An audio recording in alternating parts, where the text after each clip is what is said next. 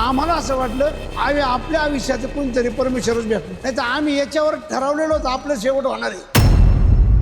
माझं नाव अप्पा रंगनाथ बिडगर, राहणार रांजणगाव गणपती. ही जखम झालेली मला 2021 साली झाली. 2021 साली झाल्यानंतर ऑपरेशन केलं. त्याच्यानंतर गेली 4 वर्ष जखम काय बरी व्हायना, ती मिळूनच येईना. तिचा खड्डा आणि तिच्यातून येणारं पाणी चालूच राहिलं. ही हॉस्पिटलचं नाव वाचलं तर ही पोरगी इथं होती. म्हणलं नेमकं काय दवाखाना हे तर विचारावं इथं ना. अशाची जखम आहे. बरं त्यांनी बघितली ती जखम पाहिल्यानंतर म्हणले ही जखम आपण बरी करू शकतो, 2 महिन्यात कव्हर करू आपण. त्यांनी तो सल्ला दिल्यानंतर त्यांनी ते ड्रेसिंग व्यवस्थित केलं आणि त्यांनी सांगितलं फक्त चालायचं नाही, बाकी गोळी नाही, औषध नाही, काही नाही करायचं. माझ्या गोळ्या होत्या ते मी बंद केल्या आणि ह्या गांधी सरांच्याकडून मग मला थोडा रिस्पॉन्स चांगला मिळाला. 8-10 दिवसातच माझी जखम थोडीशी भरल्यावानी वाटायला लागली ना. मग आम्ही परत त्यांच्याकडे लक्ष दिलं. आम्ही आता जवळजवळ 1.5 महिना होऊन गेला येतोय. 50% जास्त जखम भरली. त्याच्यात आम्हाला खूप आनंद वाटला. हे सर मिळाले, यांनी आमच्या जखमावर चांगलं प्रक्रिया केल्यामुळं